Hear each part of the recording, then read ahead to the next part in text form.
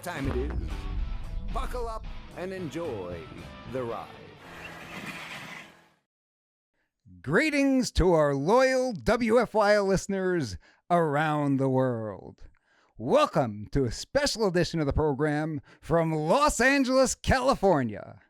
I want to thank each and every one of you for tuning in once again, because you still have the right to hear and the right to be heard. Ladies and gentlemen, my name is Mike G, and you're listening to Mike G in the Morning with The Law Matters. So let's be heard. I want to remind everybody to click that subscribe button and like our video. Check out more episodes. We're here for a special edition of the program with a very special guest in Los Angeles, California. We've got Chris Flail. It's good to be back with you. You are a friend of the program by now, my friend. We are best friends for 10 years, a decade officially. That's right. A decade officially. And so fitting, because this is The Law Matters. The Law Matters. And my next guest, a man who tucked his tail and ran away from the law. He's a very famous comedian. Former lawyer. The law mattered a little too much for him to be a part of it. Oh, that's okay. So how have you been today, my friend? Really good. How about yourself? I heard you. I heard you had a long ride in. Well, I know because I was here waiting for you. You were waiting for me. You had a little bit of a rough evening, didn't you? I did. I got up at 4:00 this morning. Long day of stuffy business meetings, and then a little bit of fun at night. But I'm running on about 3 or 4 hours sleep right now, and I'm going to get another 2 or 3 hours sleep tonight. That's the life of a comedian, That's isn't the life of a clown. Well, I have a good reason why it took me so long to get here. I would love to hear it. First of all, you're born and raised in Pennsylvania, living in California. Mm-hmm. I'm living in Pennsylvania. That's right. Small town. Sort of California. Small town, PA. Part-time Californian by now. Square mile town, PA. For nearly 2 years, lived in Los Angeles, one of the biggest cities in the world. Now in Bakersfield, California. About 500,000 people, much smaller than here, much bigger than from whence I came. Well, you told me that Bakersfield is like the Allentown of California. Oh, yeah. Is that correct? It's like the Reading bus station of... No, I'm just kidding. Reading is not Allentown. Yeah, it's beautiful. I love it. A lot of people have misconceptions of it. The people who grew up there can't wait to leave because they don't know what they have, and they move away, and usually 5 years later they move right back. If you go out here and you go to kind of the Orange County areas where it's a little bit less populated and more neighborhoody, most of where I'm at in Bakersfield looks exactly like that. It's just that the space is a little better. The air is quite a bit worse. But besides that, it's... What's the traffic like? Because... non-existent. Oh. Non-existent. I've found out the hard way. Yeah. Disappointing my friend over the Los Angeles traffic. Yeah. You've lived out here more than I have, I feel like. Yeah, but I walk everywhere. I'm confined That's to this true. small space. Other than a few select days where I've got obligations, I'm walking everywhere, and I'm not dealing with that traffic. Well, you had some traffic today. It sounds like you had a fun ride over. I'd love to hear about it. And I've got when you're done, I've got a fun ride story for you. So the driver I had on the way over was a gentleman who was born in Africa. Okay. And had some very strong opinions about the zucchini. About, okay. I forgot you. The zucchini, the word we can't say on I forgot YouTube. what the euphemism was. I was like, all right, what are you doing? What are you doing in the back of this Uber? I don't have any money for a tip, so here's the... You know about the zucchini. Yeah, I know. I got the zucchini. You told the Mr. T joke with the zucchini. I know, and Mr. T still hasn't forgiven me for that. By the way, I think I'm still decelerated on X, formerly Twitter, for my Mr. T stuff. Oh, you got to write the boss about that. I got to write the boss man eventually. Yeah. No, this is unacceptable. I know. Yeah. I mean, he's all about the zucchini jokes. I know. He loves the zucchini. Yeah. This guy. So he was very passionate about. He had some very strong opinions about the zucchini. For or against? Against. Okay. Against. Worked for the airport. Okay. Worked at the airport. Yep. And they were mandating the zucchini. Okay. He refused the zucchini and had very strong opinions about it. To the point where he said if they threatened to kill him, he would not accept the zucchini. Okay. So he was very very passionate about his stance on the zucchini and What was his job? the motivation behind Was it. he the guy that held the cones and like waved the plane in? He's like, why? I'm Why? standing. There's never a person for 700 feet. I'm not sure exactly. We didn't get that far. Okay. He was. Why? You didn't get that? You were in the car for 2.5 hours. I didn't get many words in. He would be great on the program. I'd just have to sit here. You just get him going, crank him up a little bit. Yeah, you We'll could have talk for rolled out of the hours. car. Same conversation. Talk for hours. Yeah. I will tell you this, though. I like just asking questions that are benign enough that seem to get people going. Mhm. And these Uber rides, Mhm. it's great. Instigator. It's Uber great. instigator. It's great. Uber instigator. I ask questions where you wouldn't necessarily know which side of the fence I'm on myself. Sure. I'm on personally. Yeah.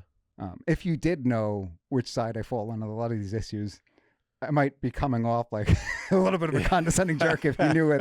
I mean, if he Googles your name and sees the cartoon, I'm pretty sure he gets an idea, feel for it. Yeah.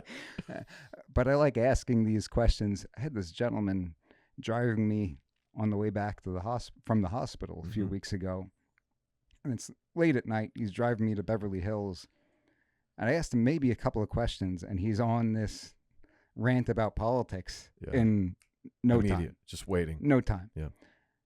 And I asked him, I said, we are in California the last time I checked. Do you normally talk to all of your passengers about this stuff? Mhm. And he said, no, there's just something about you that that made me feel like Yeah. like I'm okay talking about this stuff. And what about me is Yeah. making people get this vibe? Yeah. It exudes. It exudes off of you. Is this "Make America Great Again" hat that I got into the car with? He just took you 3 extra laps to talk about the zucchini tonight a little bit more. Oh, this guy today, he had a lot of strong opinions about the zucchini, many other things. Oh, this lady I had just the other. Every Uber driver I get seems to be on the same page politically. Well, yeah.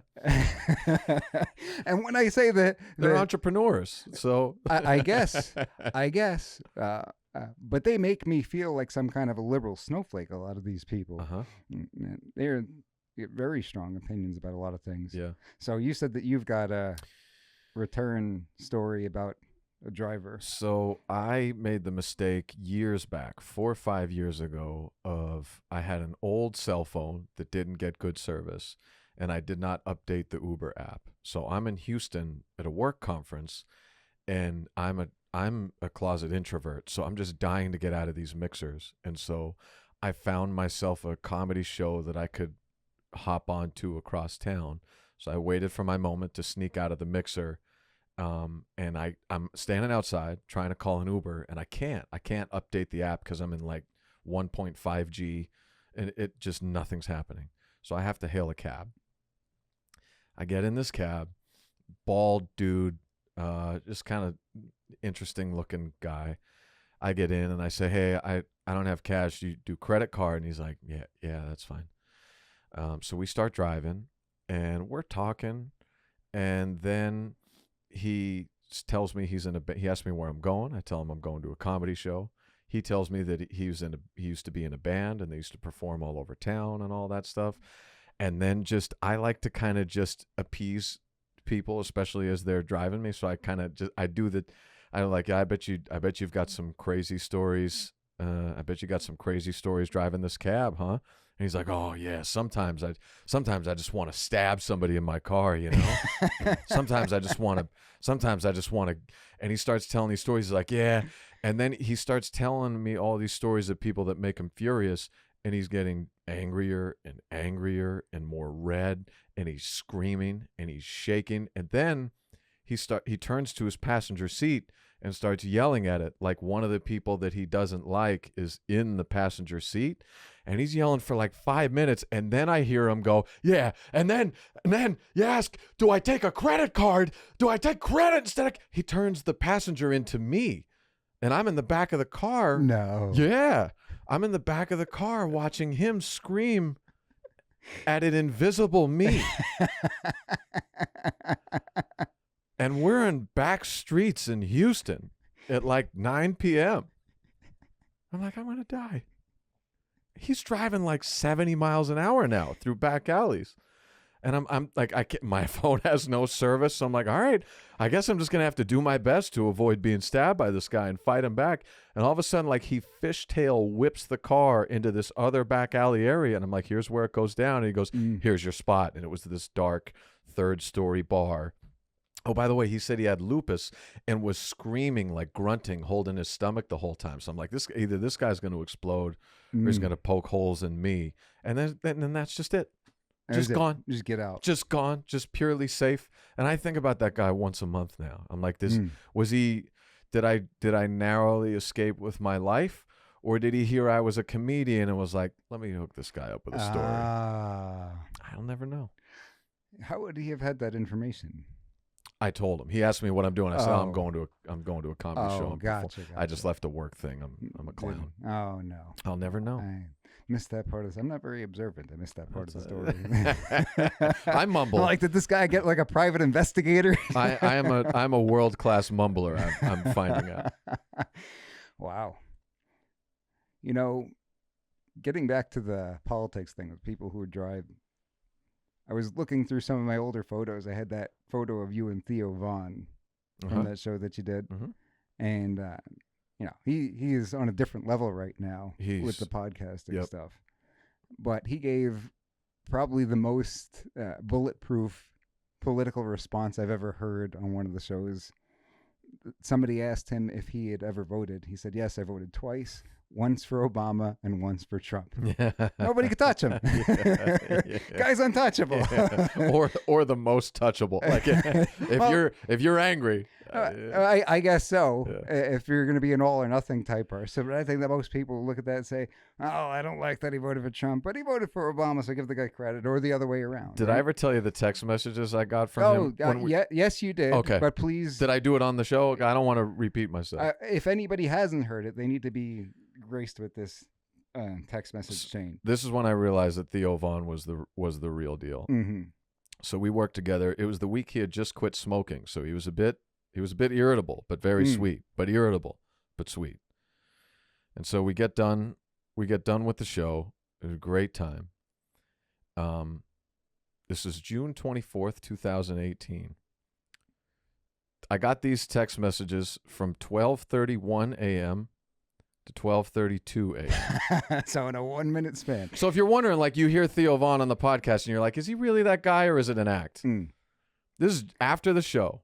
This is 1 minute. 1, 2, 3, 4, 5 text messages. 1 minute. Hey, bud. Text 1. Hey, bud. Text 2. Did I leave my wallet there? Text 3. It's like a little thing with my cards in it. I know what a wallet is. In case you're unfamiliar. Hey, bud. Did I leave my wallet there? It's like a little thing with my cards in it. Maybe in the office. Never mind. I found it. He sent those in approximately 45 seconds of each other. Perhaps if you have some kind of an unusual wallet, you'd describe it. It looks like a soda can, but it's actually a wallet, you know? Maybe that would be a reason to describe a wallet. Then the 2 pictures of us that I sent you and like, thanks, bud, or something like that. It was like 8 text messages in 90 seconds. That's hysterical. You know what he reminds me of when he's asking people questions and he's interjecting is that character in Dodgeball where the guy's been blindfolded and he says, he's not going to be able to see very well with that. It's so obvious that it's hysterical. Or a little bit off.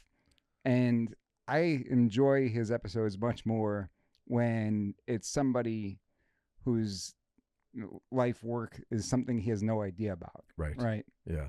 So like when he has somebody on there who's got some kind of a political position, let's say, and he's not very well read on that, let's say. Yeah. I find those more enjoyable because the questions he asks are hysterical. Yeah.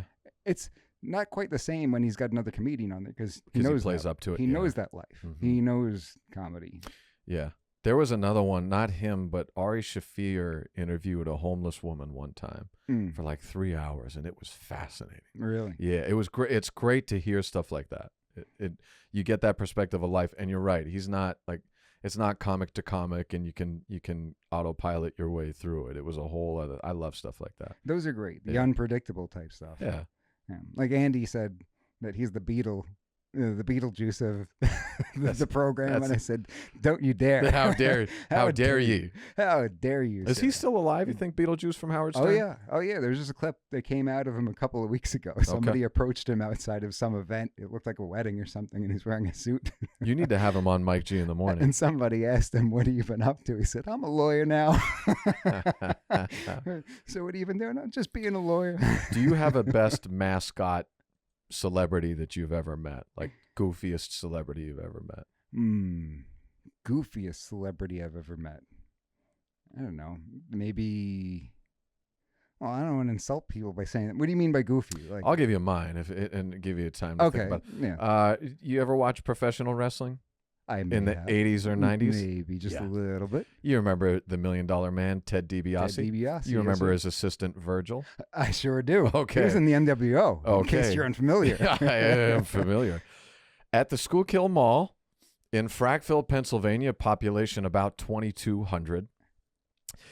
Every winter for about 15 years, Virgil would just get a table at the mall and harass all the women in my county and charge young children to take pictures with the former WWE star. Aggressively make them pay him money to take a Polaroid with them. And I met him numerous times. I met him when I was 11 years old.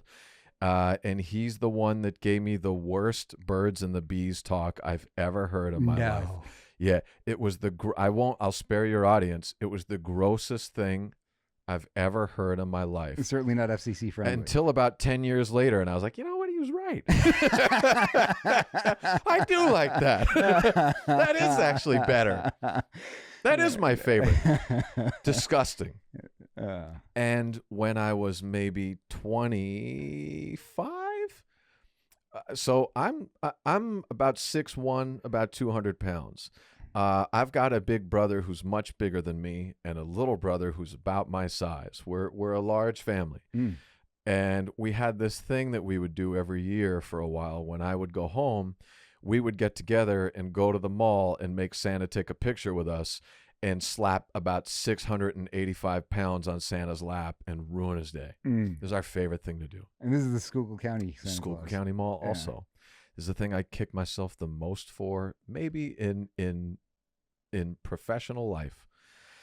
That guy is not getting paid enough to deal with it. Not at all. Not at all. So we saw Virgil this year. We're on a mission, and we started talking to Virgil, and Virgil was kind of trying to fight us a little bit. Like he told us he used to squat 900 pounds, and he's best friends with Ray Lewis, retired Hall of Famer for the Baltimore Ravens, and he taught John Cena everything that he knows, and all this. And we tried to get him to come down to take a picture with us and Santa Claus. Now, you remember me when I was 25 years old. How much money would you assume I had? About as much as I had at the time. That's right. It's about zero. And running out soon. Anything I had was owed to FAFSA. We were and Uncle competing Sam. for the worst car in the school. Right? We really were. Pontiac G6, and was yours? 97 Ford Thunderbird. There you go. $1,000 on Craigslist. And just falling apart by the second. No money.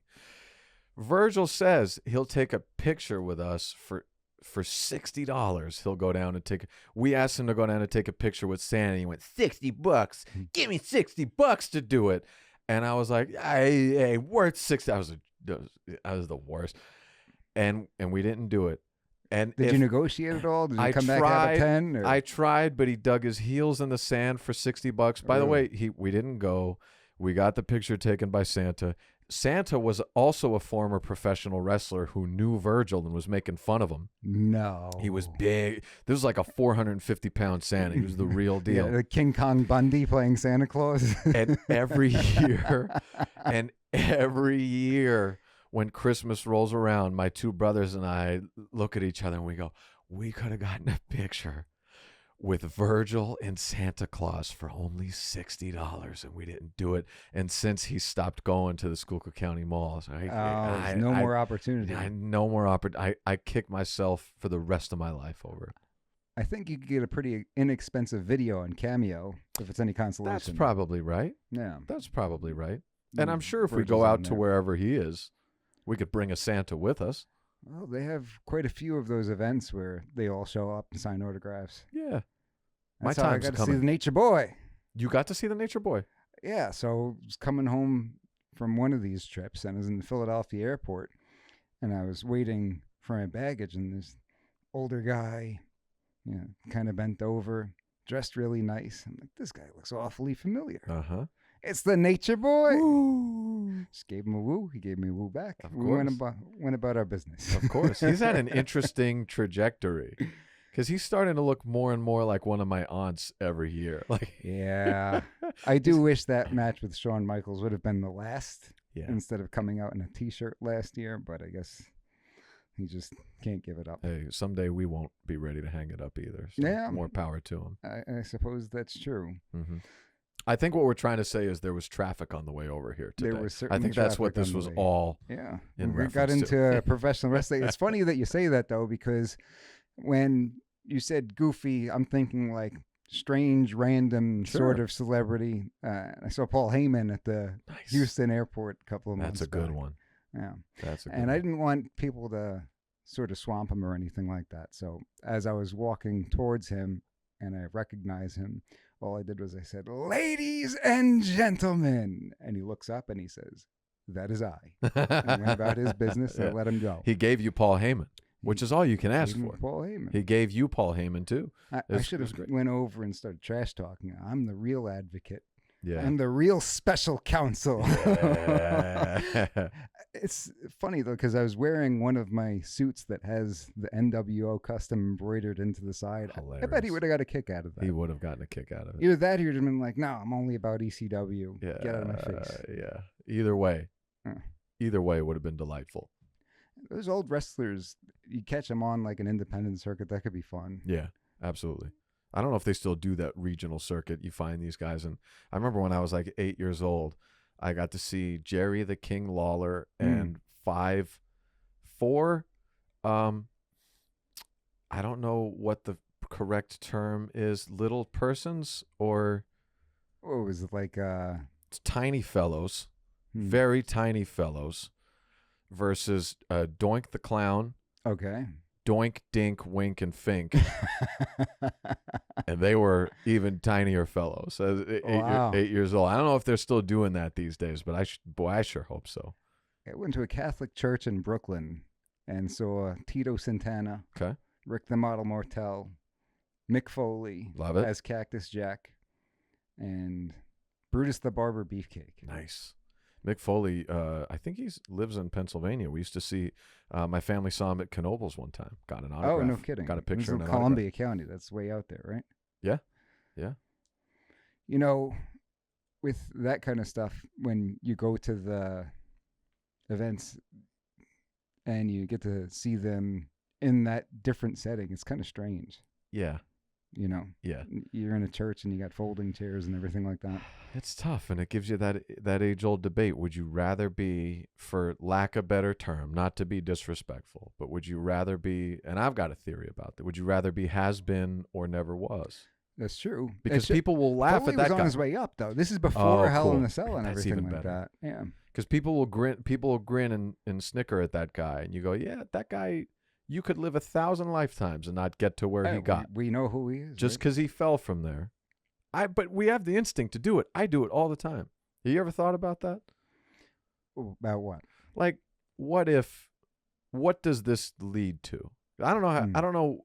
I don't necessarily know what your reach is here or Yeah. where you're on, but I know where I'm at, and I know I'm swinging for the fences with a really tiny bat. Oh, I was actually thinking about that earlier today, to be honest with you, in terms Please. of your career.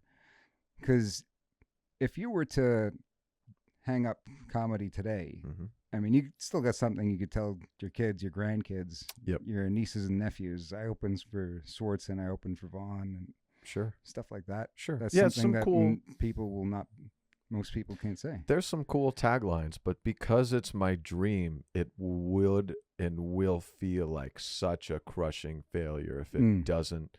If it doesn't We go. don't have the Netflix special.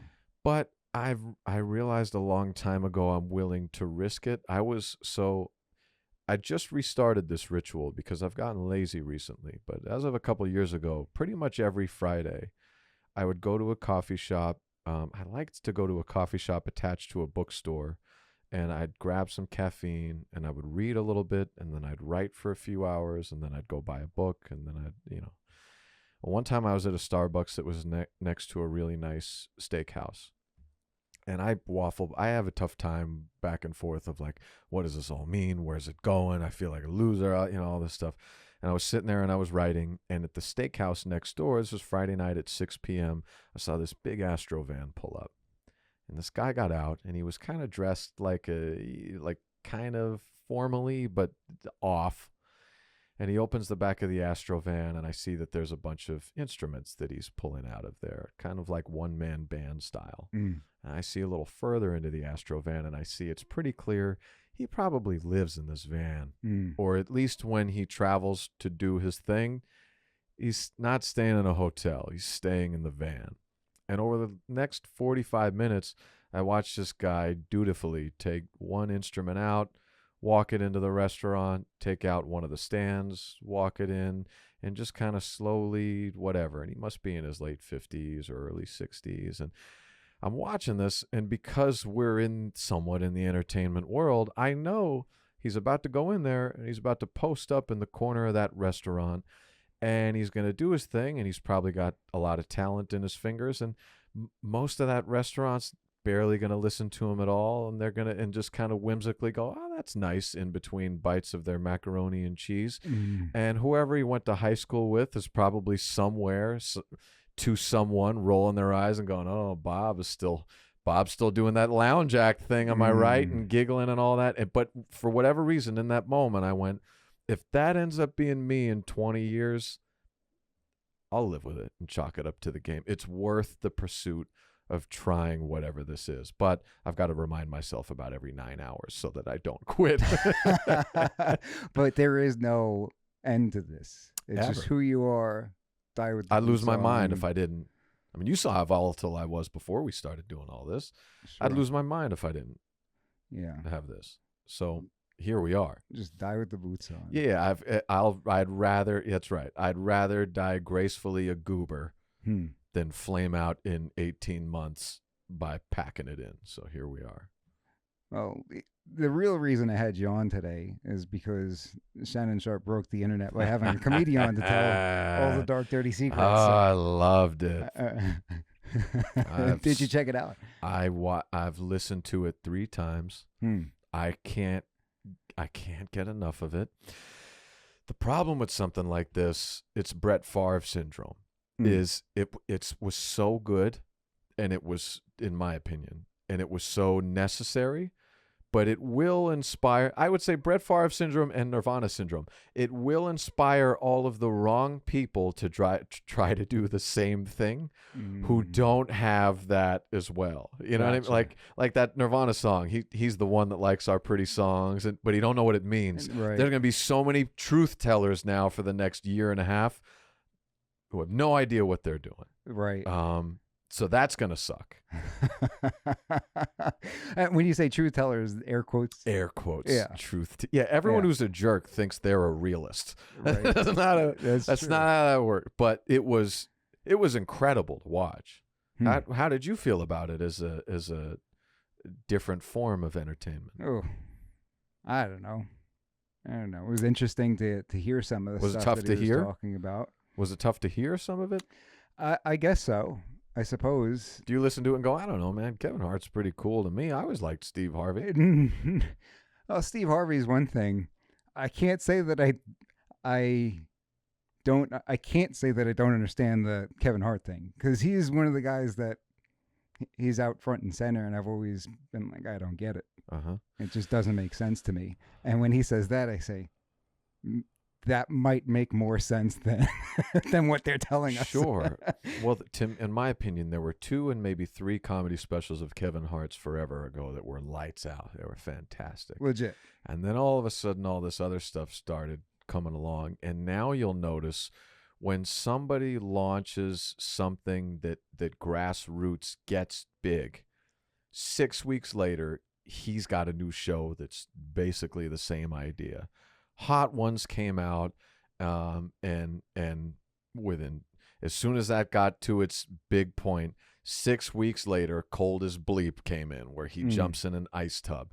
And every time you see something come up big, there's a derivative version that he's using his platform to smother. And it's like this whole, and since then, at least in my opinion, the comedy specials have just been a cog in the wheel, and it's not the same. Who does put out good comedy specials these days?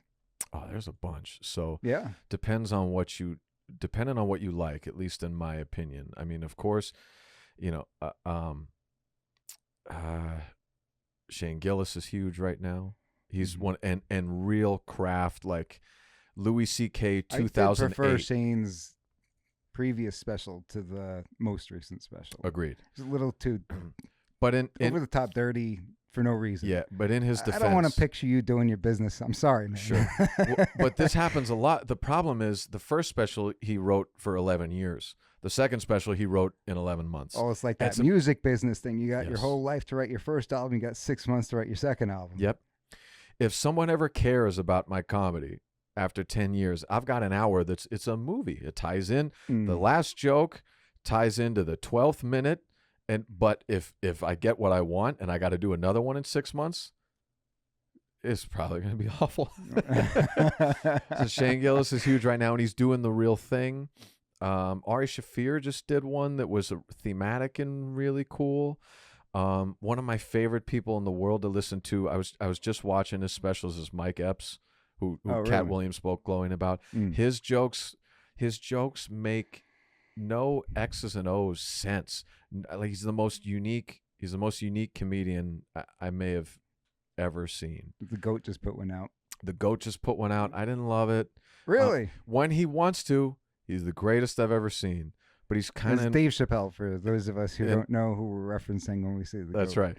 But in my opinion, he's been doing victory laps for 3 or 4 years now instead of doing the thing. I woke up and saw that came out on Netflix, and I saw it was 59 minutes, and I was like, here we go, we got one. Sure. But it was more just the common, like someone told him he was the GOAT, and he realized it, and now he's just kind of been telling people he's the GOAT. So up until Sticks and Stones, incredible. Like that one that he opened with talking about Anthony Bourdain was the greatest thing I've ever seen. Can I ask you something, though? When you're watching these specials as a comedian yourself, are you watching them with more of a critical eye than as a Yes, I'm spectator? jaded. I have a hard time watching, but the great ones I can just watch with joy. Like the other one is like people say, like most people aren't connoisseurs of comedy, so they'll just go like, I don't like Amy Schumer. So like but if you want to watch two of the funniest comics in the world, of course, Ali Wong is huge right now, but I also can't say this enough. Kathleen Madigan dropped a new special on Amazon Prime last year, and if you love Ron White, just go watch 5 Kathleen Madigan specials and eat it. She's one of the best comics I've ever seen. Really? Yeah. What about Bill Burr? Love him. Love Bill Burr. This is so silly, but the only criticism I would have with Bill Burr is his choices when filming a special. Because he, comedically, his material is so good because he challenges himself to do a new thing every time.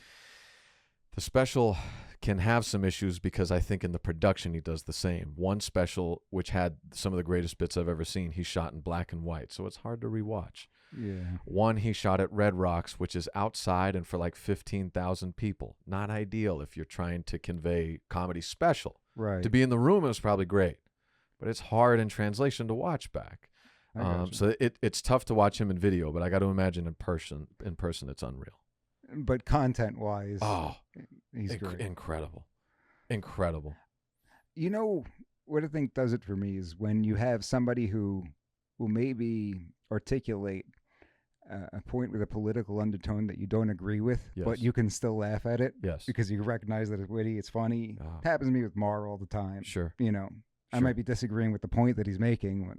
That was good. But you go, that's well written. That's well written. Mm-hmm. Even Stewart, Sure. I'll get situations like that. Speaking of, we're in Los Angeles right now, and now I live in Bakersfield. So Los Angeles, of course, very blue.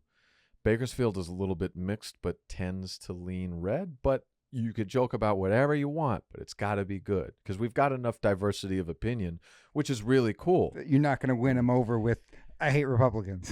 That's right. Well, that's you'll never hear that. But there's real diversity up there. There's diversity in demographics and diversity of thought and opinion.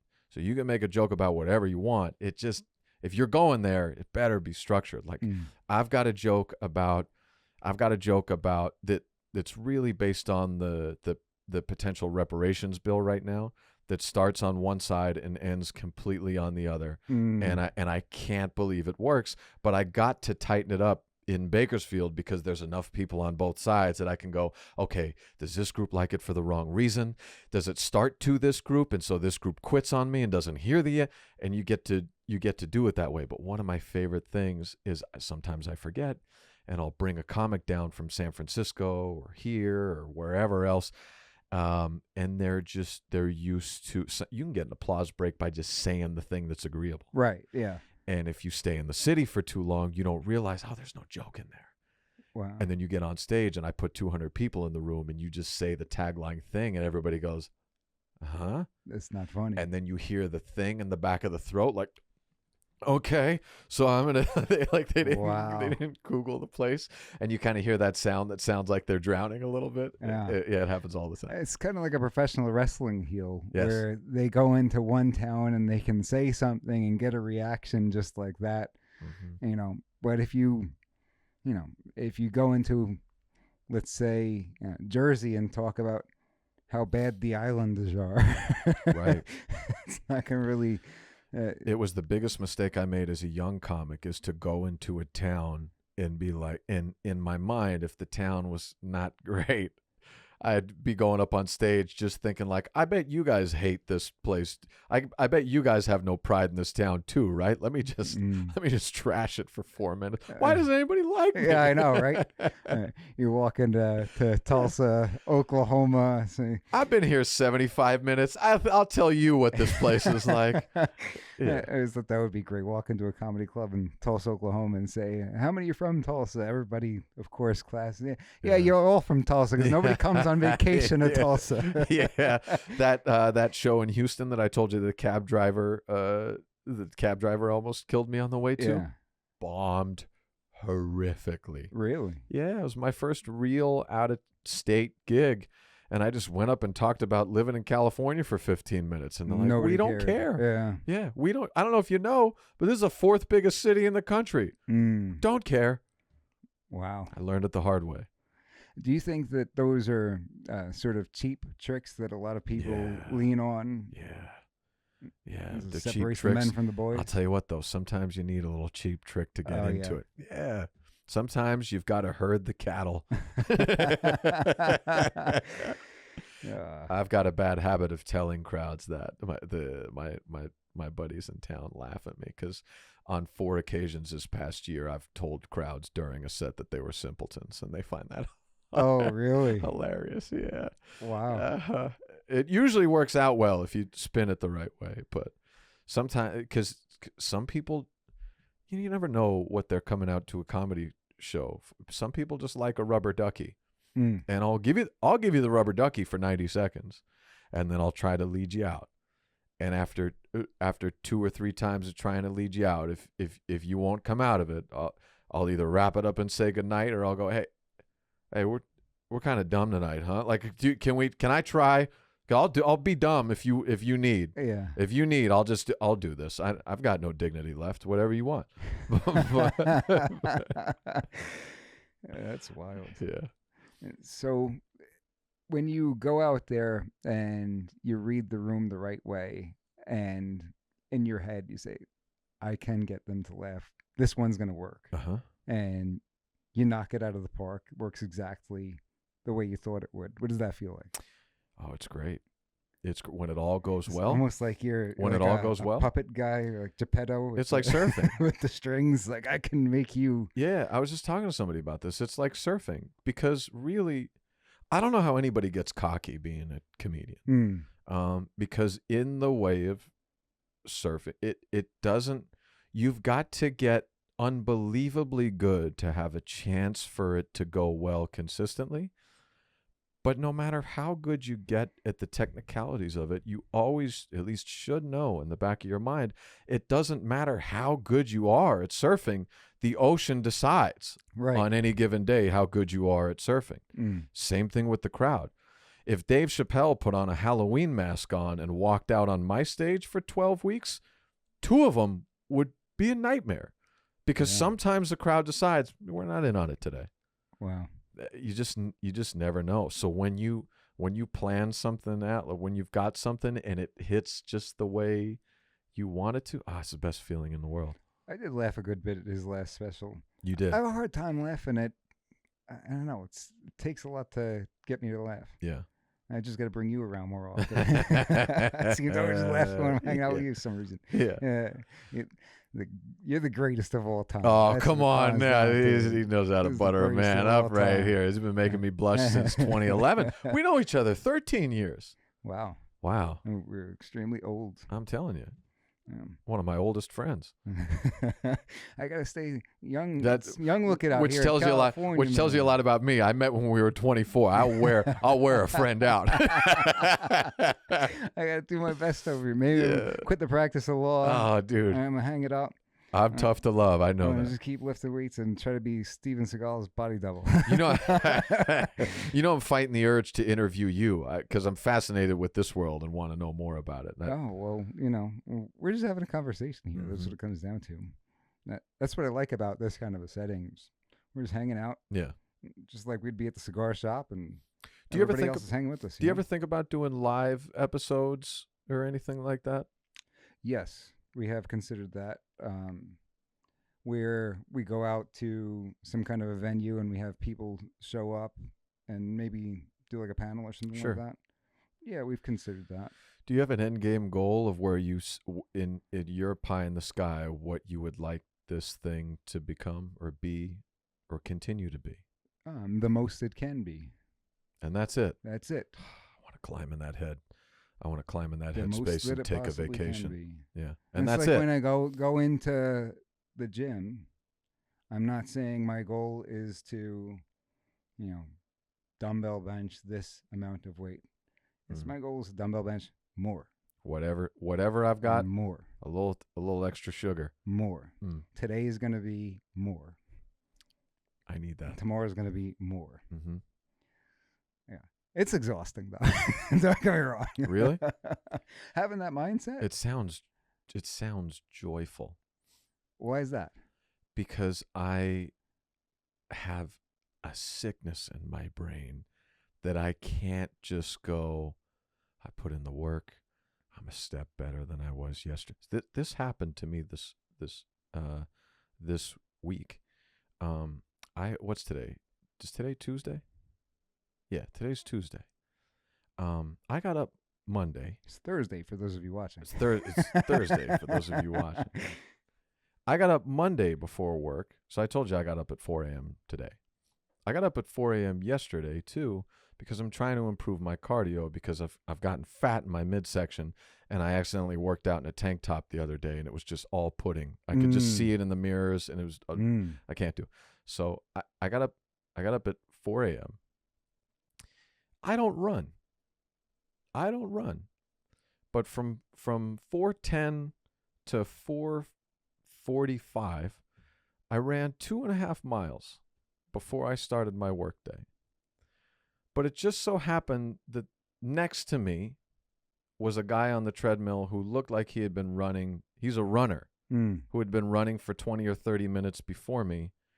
And was jogging a little bit slower by the time I finished. Mm-hmm. And I've not forgiven myself in my head for not beating him and being better than him. Whatever. He's probably his whole life been a cross-country runner, but I can't do hobby because I look at it and I go, I want to go like I come in one step better. But my brain goes, if you're not world class at this today, you did not do a good job at this today. That's a good way to fail though. Oh. Honestly, if we're talking about something like losing weight, that's a great way to fail. Yeah.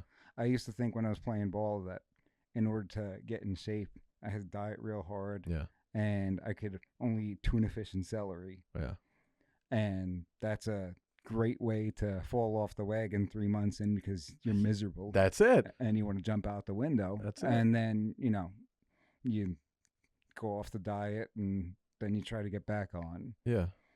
What really brought it together for me, Greg Doucette, one of the fitness influencers on YouTube, said, eat things that you like. Yeah. Don't eat stuff that you don't like. Yeah. Figure out how you can make it work with your calories and macros. And that's how you build a sustainable lifestyle. Yeah. And I'll tell you what, if your goal is to drop weight, and now I'm going off on this tangent over here, like preaching the good news of because I'll tell you what, you seen those pictures of me in May 2021 without a shirt on. That's what you need. This is a family show. But you're paying me into a corner because your opinions might change. I'm not gonna. Can I? Permission for innuendo? No. Okay. No. All right. Now let me tell you something. I'm gonna be beat red here. Let me tell you something. I know things about your host that you'd attend the live show on the off chance you got a glimpse at what I accidentally was. That's a gross photograph, though. You want to motivate yourself. Yeah. You think you look out of shape. You said you made yourself gross. Take a picture of yourself in the mirror without a shirt on. What did you think was gross? That was just fat, sloppy, disgusting. I didn't even know that was in the. This guy. I didn't even notice it in the frame, to be honest with you. You had to take a panorama. I don't even know where I was going with. Oh, the bottom line is that if your goal is to drop that weight, then the cardio isn't going to do it. Mm-hmm. Use as much cardio as you want. You're not going to outrun a bad diet. Number one priority needs to be getting your calories figured out. Calories in, calories out. Where am I at maintenance? Where am I at a deficit? Mm-hmm. How do I keep that deficit going with foods that I like? Wow. Then you work out your macros after the fact. Work on one thing at a time. Small, incremental steps. Well, you'll be happy to know that I'll get home at about 11 o'clock tonight, and I will have chicken wings waiting for me. Oh, no. I'm going to drag you back to the hotel. We're going to have some mega fit prep meals. Yeah. Send you on Chicken wings are keto, technically.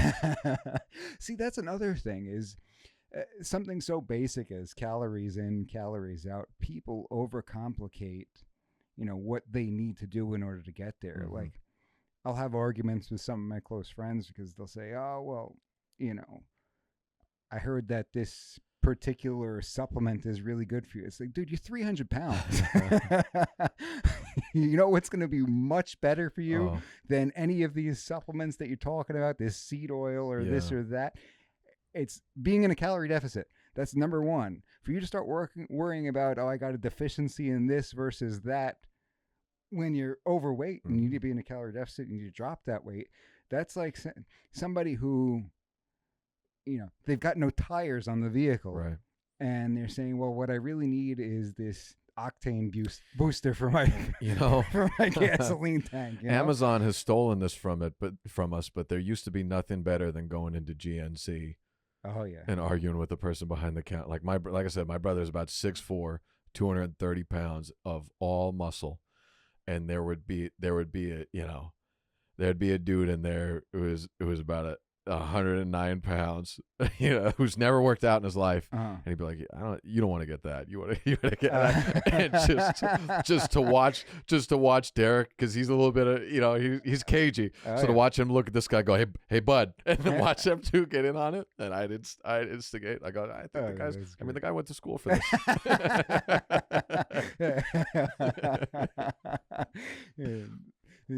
Don't argue with him. He's a professional. He's a professional.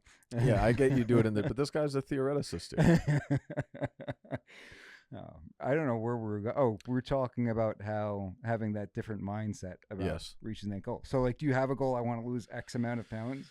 No, but also, all right. So, your goal is you want to be better, right? But I've got, when you say you can't outrun a bad diet, there's a large portion of my brain that goes, challenge accepted. I just want to do it. I really like that's it's a tiring headspace to live in. Yeah. Is I've always got that voice going. Yeah. I've not run in years. Yeah. Years. Yeah. 3 knee surgery. Need a knee and a hip replacement. Yeah. So I'm not running unless there's like a bear You're chasing you're me. weighted down. You're weighted down. There's a bear chasing me. Carry Or a lot about of- to get hit by a car. The only reason I'm running anytime soon, and if I do have to, then I'm gonna be feeling it the next morning. Yeah. So there's ways to even Carter. Do you like running? I like the feeling when I get into shape of my legs being like the feeling of my legs being underneath of me. So Okay. That I do enjoy. I don't like running. I get bored with it, but it can be euphoric after an amount of time. But I also like the feeling when you actually get in shape. They don't even feel like your legs underneath of you when you really get to when you do when you exercise your legs and do squats and all that stuff. And then you also get in cardiovascular conditioning. It kind of feels like you're being carted around by some, and that's nice. Although I do have a problem on the opposite end. My butt's grown like twice the size since I've started running and walking my staircase at work, and it's a problem because it doesn't fit my body proportionately. I look ridiculous. It's like Jennifer Lopez. I look ridiculous. I really look ridiculous. If I up the cardio anymore, I'm gonna look like I got like a Brazilian butt lift or something like that. It's not that it's huge. It just doesn't fit my body. Yeah. And Lexi points it out all the time. So it's even weird around the house now. That's pretty funny. Mm-hmm. And it's sweatpants season, so it's bad news. Oh yeah. Bad news. Caden, you there? We got Caden, the California producer, with us. Caden, you exercise at all? What's your fitness program? Pretty convenient for me. I've got a gym within walking distance of the apartment I'm living in. So What kind of gym is it? Just a gym. It's not like it's like part of the apartment complex. Oh, okay. So yeah, 24/7, which is nice. Been cold recently though, so it's weighing out. I usually like to go around 2 a.m. whatnot, so it's kind of hard to make the walk out there. 40-degree weather, less incentivizing, but Is those important odd stuff. producer hours? It's like 2 a.m. Yeah, it comes with the producer schedule, I guess. What kind of stuff are you doing in there? I try and keep it pretty basic. Good old like rows, crunches. It's all like the try and get free weights in when I can, but it's a lot of the resistance bands kind of machinery. Now, are you dealing with the resolutioners at the gym in the apartment complex? Meaning, is it more crowded than usual because it's the beginning of the year and everybody's decided this is the year I'm going to get in shape, even though we know it's going to last a couple of weeks? I think you see that less at the apartment gym complex because like if you're a resolutioner, you like get a gym subscription and you go to the gym. Like if you're already living in the complex and the gym was already there, I don't know if New there's Year's less is going fun to be in that that. pushing factor. Yeah, for the at-home gym. You gave a great description of Caden before we got on. Hey, it looks like your little brother. This is ridiculous. This is ridiculous. Yeah. Folks don't know that I got family out here in Los Angeles, It California. looks like I stepped into a GR family reunion. Caden, you Italian? Italian? Not that I know of. It's just vaguely Mediterranean, like the rest of us. Yeah, right. We would be a good buddy show. We could all be family. I'm telling you. Yeah, well, seriously. Greek, Italian. It's in there. It's in there. With the commercial gyms and everything like that, there's nothing like waiting for a machine in January and you've got some middle-aged male who's doesn't regularly go to the gym and he gets in there and you're sitting there waiting while he does these half-inch reps with far too much weight. Yeah.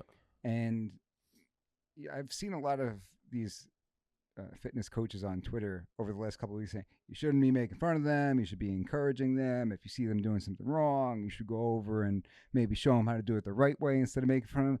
Say, yeah, I'm sure that's going to go over real well. You're going to love that. Yeah, you got this guy who is obviously this type A personality. Dry fit t-shirt. And he's trying to get, he thinks he's getting in shape this year and he's lifting 4 times as much weight as he needs to be, half an inch. Yeah.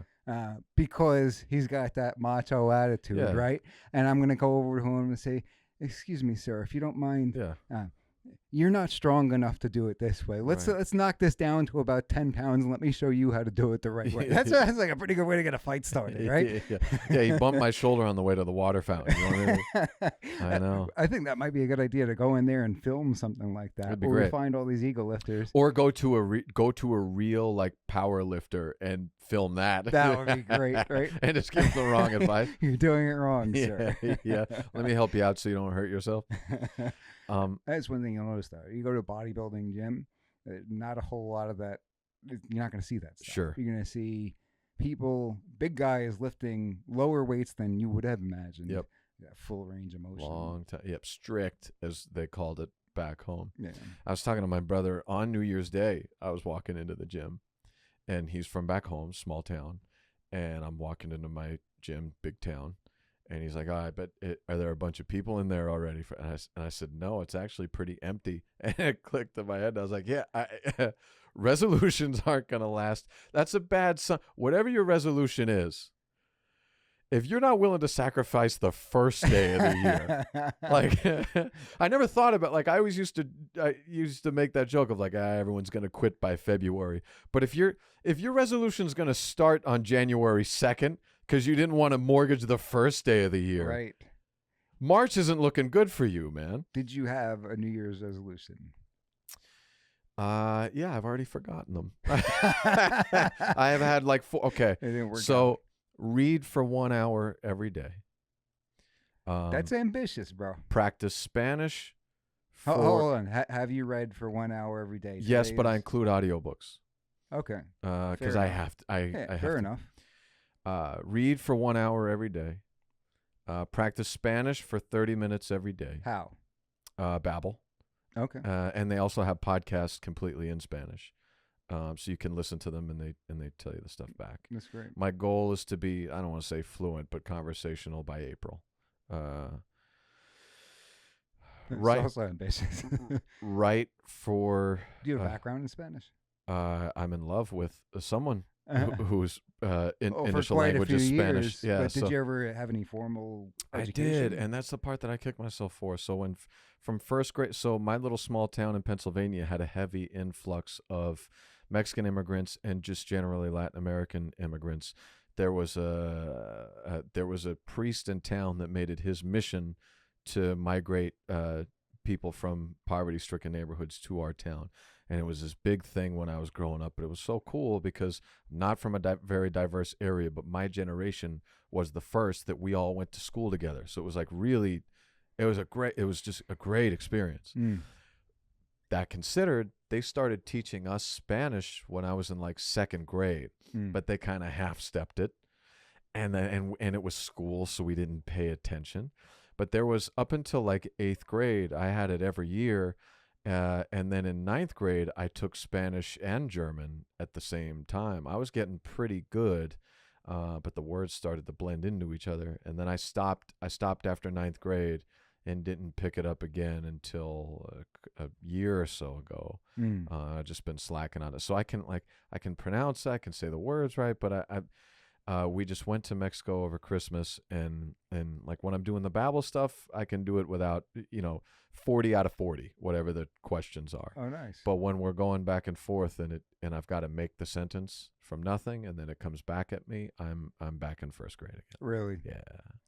When you do bounce the ball over the net in a conversation, though, a couple of times, Well, feel like here's the feel problem. like an animal, right? Here's the problem is I can string words together to, like, if I'm at a restaurant, I could say I can say my first thing, and but I'm vaguely beige enough that they think I could be from Mexico.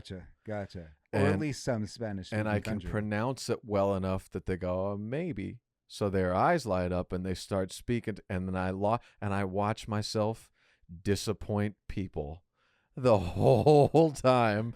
The whole time I'm on the trip, I see someone's eyes light up of like, okay, this is somebody who embraced us, and I go, and I have to say, so sorry. It's kind of fun though, isn't it? No, You like tease them, like throw them a curveball. No, I let somebody down I used to do that all the every time. restaurant. New York, when I had long hair, tie it back, throw in some sunglasses in the summer, get a nice tan going. Yeah. And see some Hispanic guys, wherever, Papi, ¿cómo te sientes hoy? Just I knew one phrase, one phrase. Yeah. And they start talking about, nah, I'm just kidding. I don't know Spanish. I know.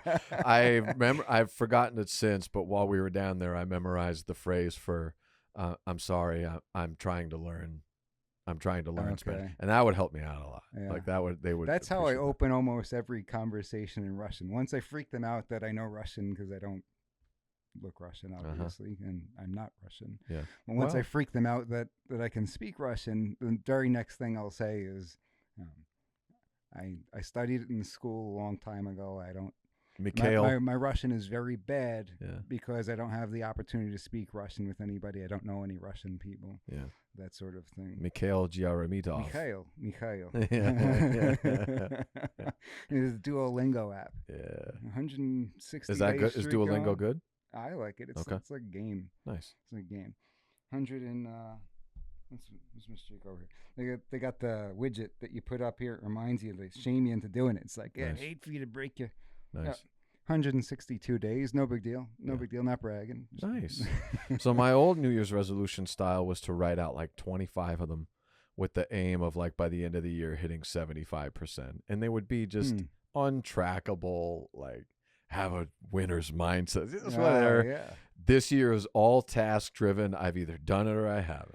So the reading, the Spanish, Comedy writing, comedy writing, what's the amount of time? book, and produce 10 of my own comedy shows this year outside of the city in which I live.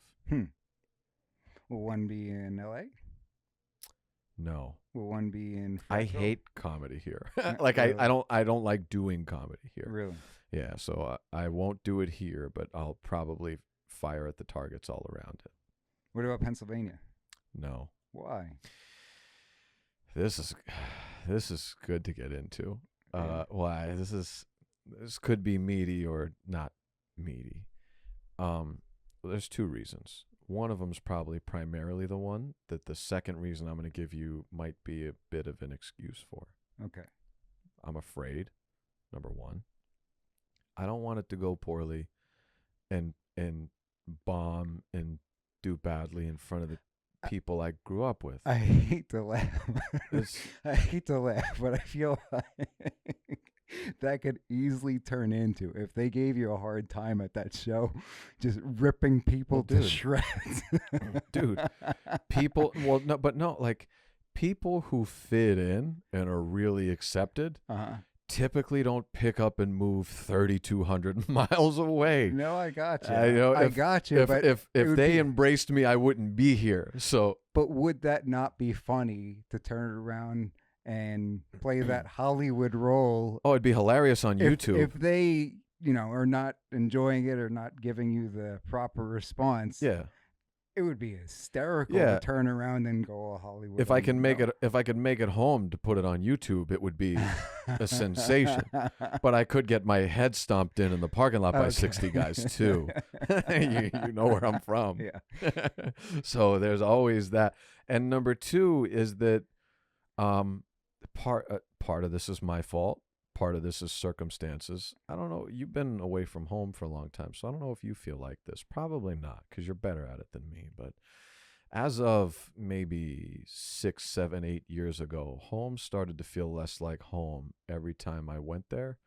And I started to feel less welcomed at home every time I went there. So I mean, it breaks my heart that it's like that. But I've reached the point a year or two ago where I said, I'm not going to go back until I feel like that's changed. What do you mean? Like, you don't have old friends from? I do have old friends, but it's more in a way, they're my best friend. They're my lifelong best friends. Mm-hmm. And in a way, we haven't known each other since 2005. I could. We see get that. together and we don't have anything to talk about over the last 18 years.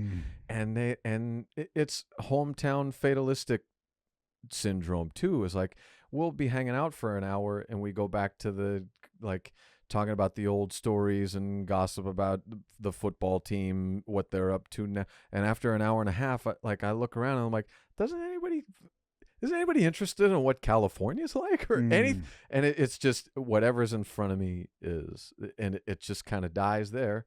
So we could hang out next week, or we could hang out in 13 years. It'll be the same conversation. So it's not that it's hard. It's not that it's hard that we're not friends. It's just hard of like, what do we do with this? Yeah. That part, and then. Do you think that could ever change? Like, is that what you're looking to change? What are you looking to from a change? family standpoint, you got to remember, I've got a big family. Mm-hmm. And one of the things that I made it a point not to do is my younger brother, who at the time was an adolescent, and I didn't leave until he graduated high school. But also in that meantime, there were 2 siblings younger than that. Oh. And I was 24 years old. So I was at the point of, if I don't leave to go chase what I want from my life about me, I'll never get to do it. My life will never be about what I want to chase. Was that the University of Tulsa College of Law? I'm here. Yeah. I'm here. That's what you mean, though? Yeah. If I don't leave to go to school, I'll go to school in Carlisle at Widener, and I'll do, I'll figure out what I'll get. I'm a corporate manager. I was a merger and acquisition and real estate lawyer. I was a real estate lawyer for one of the largest 100 law firms in the country, and a mergers and acquisition lawyer for another one of the largest 150 law firms in the country. I wouldn't have gotten to do that in Carlisle. I would have done, DUIs and guilty pleas, which is great, but it wasn't for me. So I would have never gotten to do that, and I would have been doing something that didn't fit my strengths. I would have been trying to do criminal law, and I wouldn't have been good at it. I would have been doing litigation, and I wouldn't have been good at it. Or what I might not have gone to law school. I might have been a regional manager for Sears Auto Center until they closed up, and then jumped on at Staples to do, or like I would have just been floundering to find whatever I could fit instead of chasing what I really thought I actually fit me. Because I was 24, but I left in my wake an adolescent and a toddler who I really care about, but they got to see me 2 to 4 times a year for 1 to 3 days at a time. They grew up without me, and they feel it. And I don't even know if they feel it, but I feel it. And all that, and every time, at least for me, that I was away for long stretches, even with the whole rest of the family, I've got cousins and, aunts and uncles, and you're less of a guy every time you go. And eventually I got to the point I was trying to fix that, and it just wasn't working. And eventually I got to the point where I went,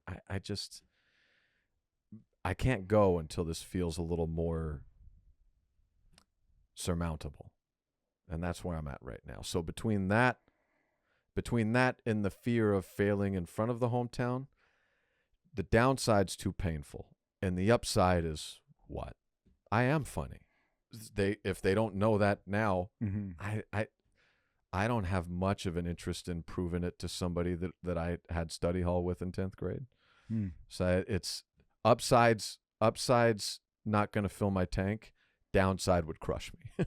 So a lot to unpack there. First of all, with the whole family thing, I kind of feel like this is the scene in the church in Home Alone where the guy is not reaching out to his son because they had some falling out. And I'm not saying that you had a falling out or anything like that. No. But when I have people contact me, and this is going to make sense, just bear with me, but when I have people contact me who have a conviction in Pennsylvania, whether it's a felony or a misdemeanor of the first degree, and they want to get their rights back, usually their only option is governor's pardon. Now, governor's pardon takes a long time. It's 3 to 5 years. Yeah. So I get a lot of people who say, that long, I don't want to do it. Yeah. And then they'll call me back in 2 years and say, you know what, I thought about it. I can't live without it. Yeah. Let's give it a shot. I'm like, dude, we could have been almost done by now. Yeah. So when I'm having this conversation with people, if the amount of time that it's going to take starts to put them off, what I always tell them is, unfortunately, waiting longer doesn't make it go faster.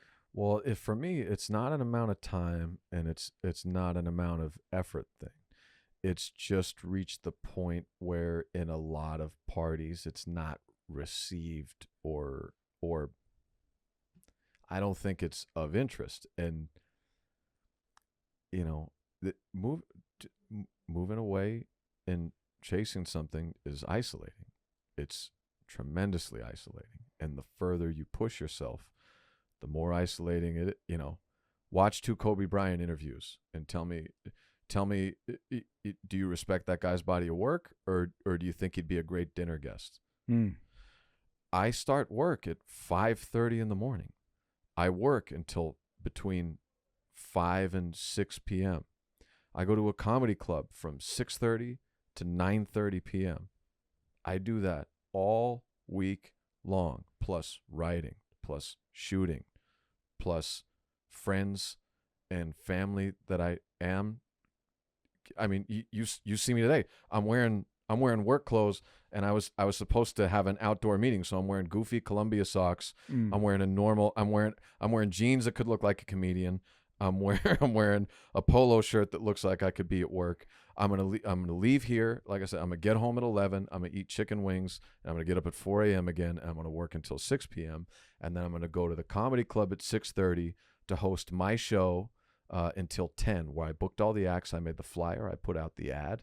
I put comments on the Facebook ad to trick the algorithm to get people out. I individually invited people, and I'll get home from that at 10, wake up at 4, work from 5 to 6, shoot a podcast from 6 to 7, go to the Thursday open mic from 7:30 to about 9:30. Friday, I get up, and one of my good buddies who I used to work with has a bachelor party, so I'll go to Vegas from Friday to Sunday, come back Sunday night, start it all over Monday morning.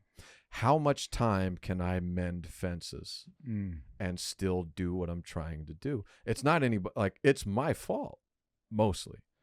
I can't do much about it, though. Do you think the kids could perhaps meet you in Vegas or something like that? Yeah. But you know what I mean? If I've got a cousin that I grew up with that I love to death, it breaks my heart that we don't talk more. But after you've heard that schedule, I could either give up one of those things, or I could try. But where do you do it? And at some point, you go, I will do my best. And if this leads to either disconnect or resentment, I completely understand. I'm sorry, but I can't do anything else about it. And if there is disconnect or resentment, I can't drag myself home for that. I'm starting a family out here. I have a family out here. I have a job out here. I have a second pursuit out here. I've got best friends out here. I can't. Now you do. Now I do. I got Mike G in the morning.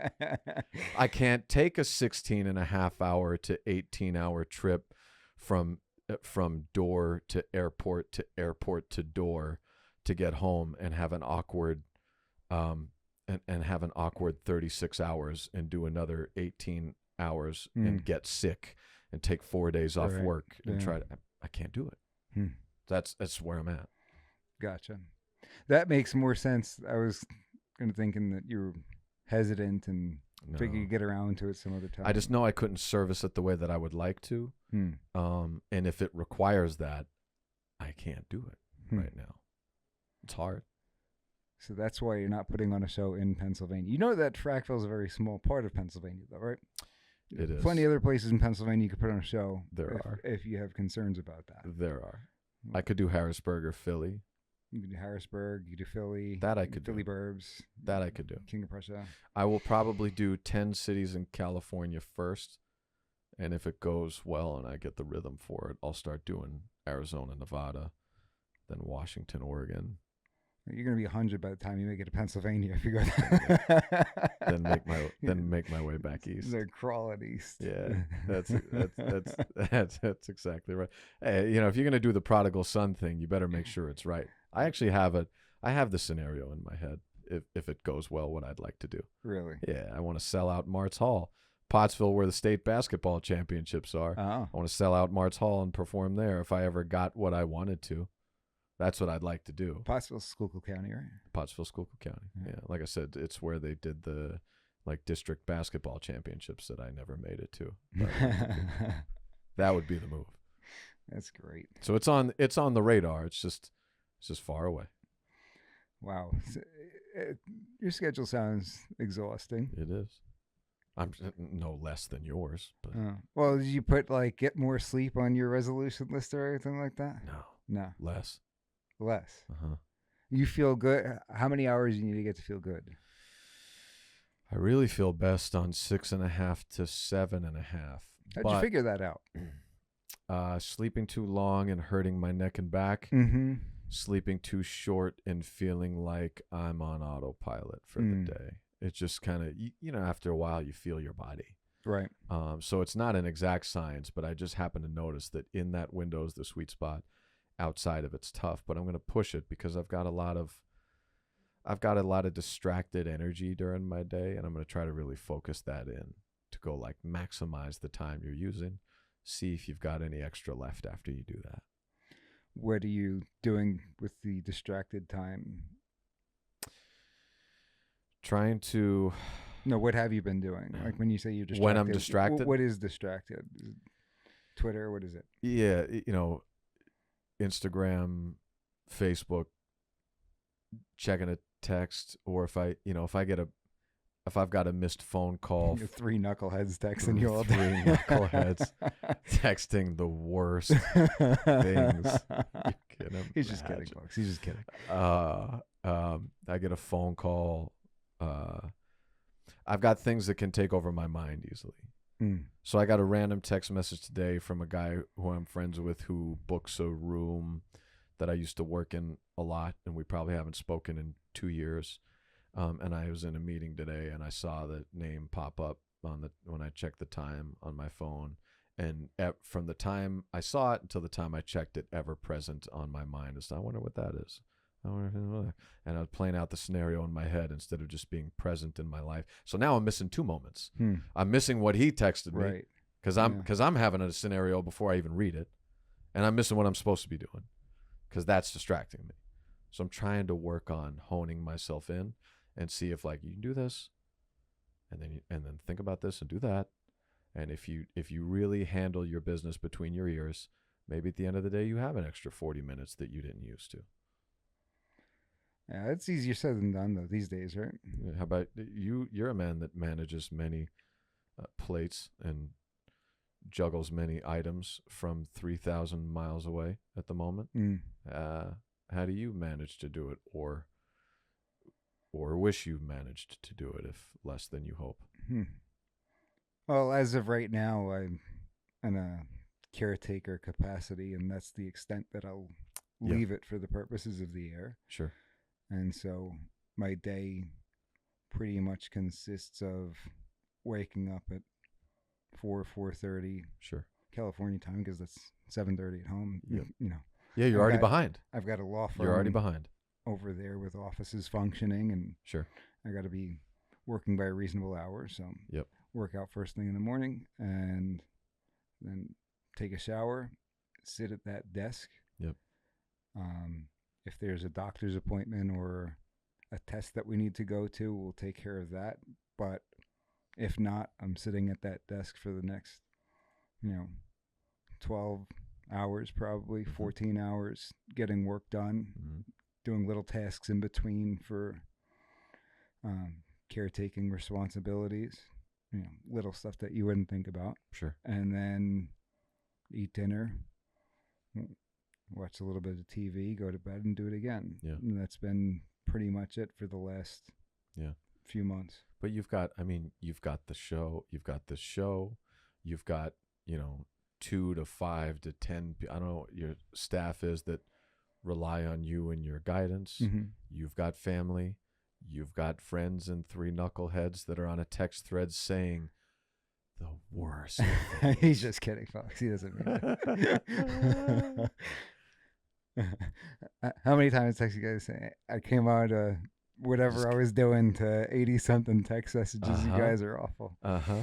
You have to kind of scroll through and go, any shots taken at me here that I need? I do try to put that away and leave it. And a lot of times, if I'm using the phone for work, because as long as I got a phone, I could remotely dial through my office from wherever I am. I got internet. I made sure that I have a solid setup, because when it looked like we're going to be here for a long period of time, made sure I had a solid office type setup where I can get everything done. You got that? You can get whatever you need done. Yeah. So that's it. I'm joking that I'm in the joint because, I get my 1 hour in the yard in the morning, and then it's 23 hours on lockdown. For 3 hots and a cot. That's it, man. That's it.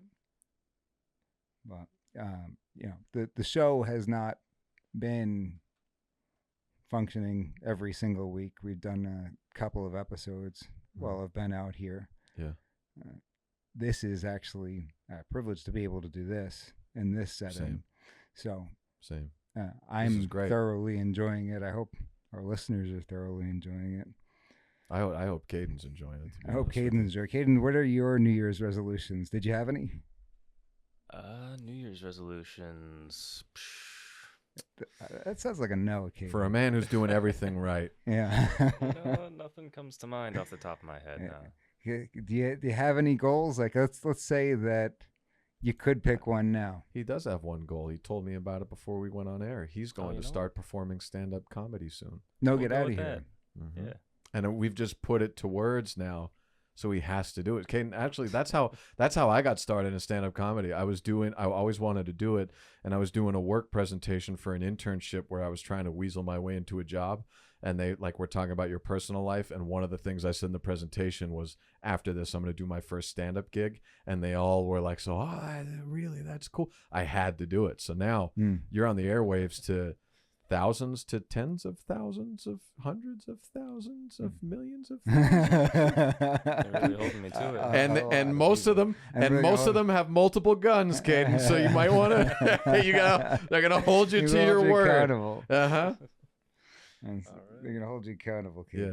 So that's your New Year's resolution. You gotta do one stand-up show by the end of the year.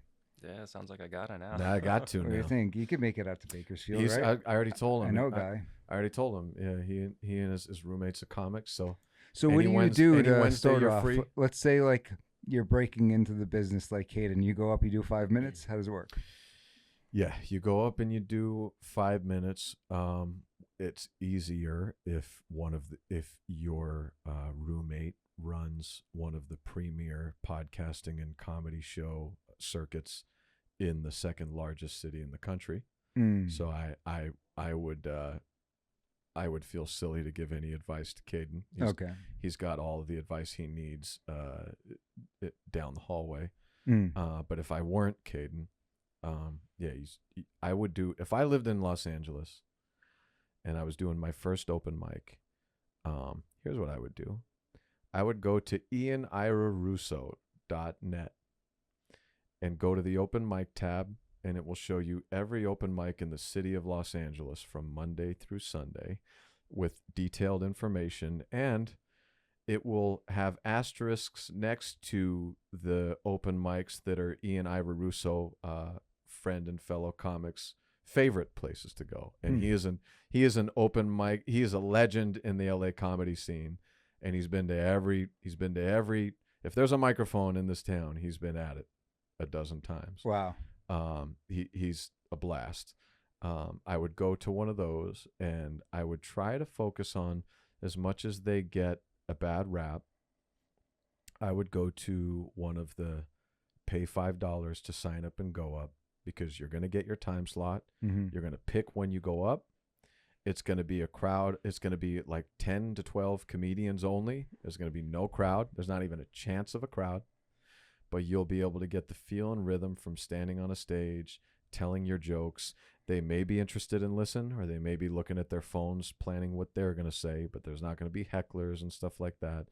And you'll get in the rhythm of what it's like to write some jokes, tell them, and get a feel for what the timing of that is. You'll get the light. You'll learn how to follow it, all that stuff. That'd be my advice. That's pretty cool. Now, since you've been out here, you lived in LA for how long? Year and a half. Year and a half. And skip town after that. Skip town. I knew in 3 months it wasn't for me. I'm a small town boy, number one, so a city this big was too big for me. Mm-hmm. And the comedy scene just didn't fit. It just didn't fit me. I'm 37 now. I saw the routes to building in the next couple of years, in the next year or two, to try to get some traction. Didn't speak to me. I don't have TV credits or like big credits that'll sell me. I don't have a giant following that I can ride into the clubs. I'm 37. I'm an introvert. I'm not a networker. So I'm not going to stand on the Hollywood Improv patio for 4 hours a night every night and just make small talk with people. I'm not going to wash dishes at the Improv and tell the booker there that she's my best friend and the coolest person I've ever met. Is that a real story? Somebody who did It that? helps. Yeah, I've seen it help. I've seen it help a bunch. Wow. Just at any general comedy club. But, Yeah. I'm not going to go to the Comedy Store and sit on the back porch and talk to other comics while they perform for 4 hours and I'm not on the bill. There's nothing wrong with this, by the way. I'm just saying that my personality, I can't and won't. I don't have time. I don't have energy to do it. I didn't want to start my own show in Los Angeles, which helps. So of all those things. So this was a comedy decision. Yes. I'm 37. I'm, some 28-year-old who just got on Wild and Out isn't going to want to take me on the road. I'm not going to let me take that 40-year-old under my wing. Really? No. So I realized very early on, if I was going to get some traction, I was going to do it for myself. Grassroots. And if I'm going to do grassroots, why not live where I want to live? If I'm not going to do it by getting the nod from somebody at the clubs anyway, why not go where I want to go and live or die with that pass or failure? Was Schultz primarily popular through YouTube? I Andrew believe so. Schultz? I don't know his trajectory, but I believe that's right. You know who he is, though? Mm-hmm. Oh, yeah, huge. Yeah. He's gigantic. Yeah. He's probably one of the biggest in the game now. Yeah. What do you think of him? I think he's great. Very talented. Reminds me just like a Staten Island guy. Yeah. Very, very talented. Very savvy. Very savvy. The savvy stuff is not my style of what I'm into and interested in, but I see it. I see how You it mean on the works. business side, savvy? Yeah, just the Making the right connections and stuff, or no, just the crowd work stuff and the playing the certain character on the podcast stuff and the certain just all. You think he ain't like that? No. No. No. I don't think it's second nature to him to go, no, pause, son. No, pause, son. I don't think that's in his natural vernacular. Really? Oh, I would put dollars to donuts that he trained himself to do that. And I would like him more if he was his more authentic self. Where's he more from? Often. I don't know. But I've heard him on interviews tone that down oftentimes. I like that way more. But if he listened to my preference, he would have 9,000 followers like I do. So, it's just not my favorite. Growing up in New York, everybody said son, though. That's kind of why maybe I don't differentiate it and say, oh, that's probably not him. It's any Staten Island guy, any New York guy. You're a New York guy. You don't sound like he sounds. Yeah, I guess not. That's true. Yeah. I do say son an awful lot, though. But you don't say son. He says son. I'm the youngest guy at my office. I call everybody son. That's you do also pay them every 2 weeks. Oh, there's that. I'll tell you what. No, I'll tell you what. You write a check after this. You call me whatever you want, Dad. No, they are awesome. Yeah. One thing that I've heard you say, and I hope I'm not crossing over any boundaries or anything by saying this, You could. but You talked about how you've followed different people, maybe if they weren't even your cup of tea, just because they know how to command an audience, like Tucker Joel Carlson, Joel Osteen. What's behind that? I don't know. One day, I take interest in people. I take interest in people that have a really objective skill in something. I take interest in people that have a passionate interest in things and they're good at it. Lexi pointed it out to me that I really dig somebody who's great at their job and enjoys. I love that. Michael Jordan. Just even a waiter. That we had a waitress the other day that was just nailing it and enjoying it, like just in the flow. I just spent all day today with a guy, one of my coworkers, who's been in the area that he's in for 41 years. And he started out on the bottom level, and now he's at the top level. And he oversees a gigantic area of business. And if you dropped a toothpick in his area of responsibility, he could tell you how long it was in your mouth before it hit the ground. I talked to him all day. I love stuff like that. So yeah, I don't really know where it came from, but I've always had a natural interest in that. So I was watching TV one Saturday morning and flipping through the channels, and I saw there was a Joel Osteen broadcast, and I was ready to laugh at it. He opens the show with a joke. It's usually a pretty good joke, and then he gets into whatever it is that he's doing, but he's good, like he's commanding, all that stuff.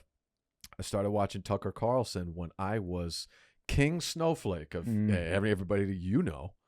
I'm since, without changing any opinions, apparently I'm in QAnon. I don't know how I don't know how that's happened. I don't know how that's happened, but I was a John Kerry voting, Hillary Clinton Democrat. Voting Democrat. Like I was a Bill Maher. I was a Bill Maher watching when everyone's like, "Oh, you're into that," and now like. But I happened to see that this guy was doing 20-minute journalistic monologues every night. Yeah. Every night. I've never seen someone put out substantive content to this day like I saw the run that it whether you agree with it or not, you got to go, my goodness, how? Yeah. Now, Wednesdays and Thursdays could get a little alien-y and shaky. Sure. But Monday, Tuesday, and Friday, haymakers. And I'm like, man. So I've just always admired people who are good at what they do and like what they do. And I don't know if it was strategic as much as just an interest of mine. Is there anybody else who falls into that category that Mike you think of? Giaramita. This guy. For starters. This guy. And Caden, last name omitted for professional purposes. Third Wheel Studios. The producer. Absolutely. In case they have any shows that need comedian anytime. So that's pretty good. But yeah, I mean, a bunch of them. I love listening to. I'll tell you one that you may be surprised of. 50 Cent. He's got a self-development book. I forget what it's called. He's got two of them. One's called The 50 Laws of Power. I'm not interested in that one. But he's got another one. I can't remember the name of it. One of my favorite books. If he's does any kind of interview, I hang on every word. There's a bunch of them like that. Louis C.K. Is very articulate in explaining feelings and thoughts behind intentions, like, and thoughts behind actions, and like there's a bunch of those guys. He's a very witty guy. Dane Cook, who people roll their eyes at, but by the way, my favorite comedy go-to quote came from Dane Cook about in an interview 8 or 9 years ago. I think he was on Mark Maron, and he was talking about his trajectory, and he said this phrase, nothing draws a crowd like a crowd. That's true. He's had me hooked for 8 years on that phrase, and he couldn't be more right. At least when it comes to comedy, people wait to be told what's good, and Dane Cook, the Sufi guy, so I mean, you can find it anywhere if you've got your eyes and ears open. Interesting. Now, when you're listening to somebody like a Tucker Carlson, do you think that he's some kind of extremist or anything like that? No. He does have some weird ones, though. He does have some weird ones. Like what? The Obama lover? The Obama one. The Obama one. He's got like the 2 wrist braces. Yeah. The aliens one. I don't know if I saw that. Oh, he goes pretty heavy into aliens. Mm. And he would do this thing when he was on Fox News about I can't remember he would get affirmative action-y, and in my opinion would reach that just felt like he was pandering to the base. Like I said, usually on a Wednesday or a Thursday to keep him until Friday. And I would always affirmative action. Yeah, he would always have some piece and try to kind of connect it to how it was for me. I understand the argument of it, but it always felt to me that it was a reach being made to play the note instead of he felt it when he made the song. Sure, the crowd it's got to be this many beats per minute. If I'm doing 5 monologues this week, I gotta say something about white guys being held down. Okay, gotcha. You know, and gotcha. And it felt like it was contrived. Those ones I'd always go, I'll catch you tomorrow, man. But I don't hold that again the same way. There's a lot of things that we probably differ on, and we love each other more at the end of every conversation. Just because you miss a mark with me doesn't mean I'm not there to listen tomorrow. So, I think that when you talk about individual issues, more of us agree on many things than we think. Agreed. People are not having conversations enough. And if you're watching the media or you're particularly just participating on social media, it gives you, in my opinion, a false perception of reality. Because I didn't think I'd find a single person who said anything that I would think to be reasonable in Los Angeles, California. And there are many people that I've spoken to along the way where it sounds like on a lot of different individual issues, we're on the same page. Yep. Or I shouldn't say that I didn't think that I was going to find anybody in Los Angeles. If you listen to what they say on the media, you wouldn't think that you'd find a single person in Los Angeles. I think that they divide us into these camps. Yeah. It's easier that way. Yeah. It's weird. It's like on the macro, most of us agree on most things. On the micro, most of us agree on most things. There's some wavy part in the middle that can really shake us up in between that. Yeah. Like we all want our families and our kids and our friends to be okay. We all hope that there's some sort of safety net to catch people when they fall. We all don't want to have the things that we earned taken from us and used needlessly. And none of us. Does it feel like? Does it feel like we all sometimes on that one? To me, it does. Well, here's the thing. It's easy when you don't have it. Right. When they're not taking your stuff. Bingo. You know. Bingo. When they ain't taking your stuff. Absolutely. It was like last year we had a fantasy football league, and it was right around the time the Damar Hamlin thing happened when the championship took place. And this dude wins the championship, and somebody suggests that he donate the winnings of the league to the Damar Hamlin organization. Yeah, right? I bet he came up with that idea in week 14 when he was 9th in the standings. Well, regardless, somebody who didn't win said, "Hey, you should donate." You know, and I'm probably the only person who's right of center in this group. And everybody's chiming in. Yeah, that's a good idea. Why don't you do it? Why don't you do it? I'm okay with it. They're like all saying like they're on board with it. And this dude won, meanwhile. So I had to be the token Republican. And what I said was, I had lost the championship to the guy. I said, I'm a loser. My penalty will be that if you decide to donate the proceeds of the league, then I'll match it. Right. I'll match the donation out of my own pocket because it's easy for everybody else to be generous with your money because they're not entitled to it in the first place. Right. That's the kind of thing that irritates me is Yeah. when other people are generous with other Yeah. people's stuff. It's easy to mortgage away someone else. And this is what irritates people, I think, as gun owners, is when you have people who want to make changes that'll impact gun owners but won't impact them. Yeah. They're not a gun owner. They don't want to be a gun owner. They never will be. And so they don't mind if this negatively impacts people who do own guns. I try to rationalize with some of these people and turn it into something they can understand because they're always like, well, why won't you give this up if it'll just save one life? I say, well, we could just as simply take every single car off the road and that'll save more than one life, right? Sure. So give up your keys. By the way, you could do only 4 miles above the speed limit and save tens of thousands of lives if you just didn't do 15 miles over the speed limit. You'd save exponentially. You're right. But yeah, if you live in the dorms at Cal Berkeley, of course you don't think there should be guns. Yeah. But if you live in Sapulpa, Oklahoma, and the closest cop is 50 miles away or whatever. Whatever it if it's going to take an hour and 20 minutes for someone else to come help your family, of course you think you should have a gun. Or really, however long, because,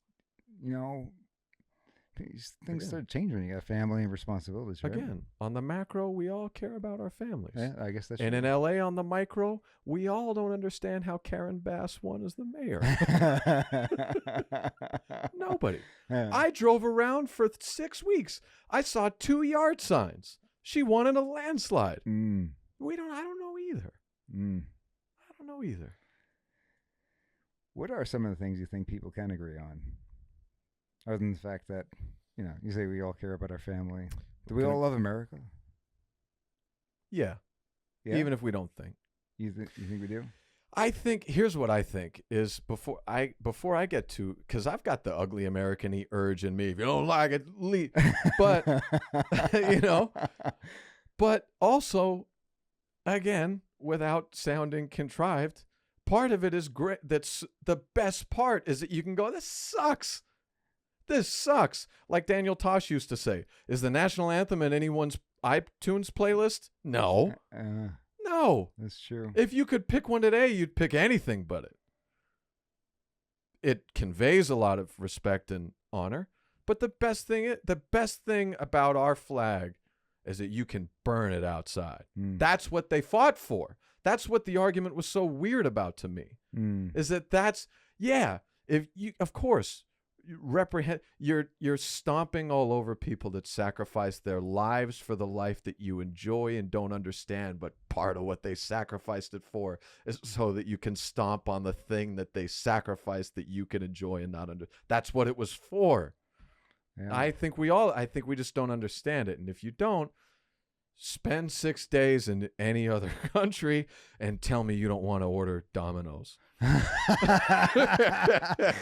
Because I've been to Hanoi, I've been to Phuket, Bangkok, I've been to 3 different cities in Mexico, and by the end of every trip, I ordered Domino's.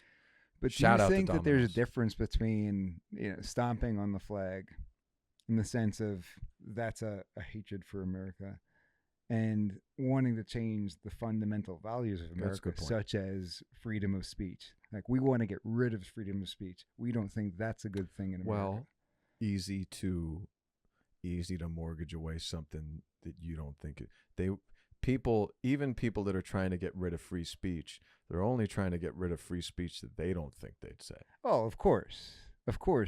You don't need free speech to protect popular speech. But in 10 months, right? There's a good chance they'll feel completely different about that. Absolutely. People are very short-sighted on both sides of the aisle.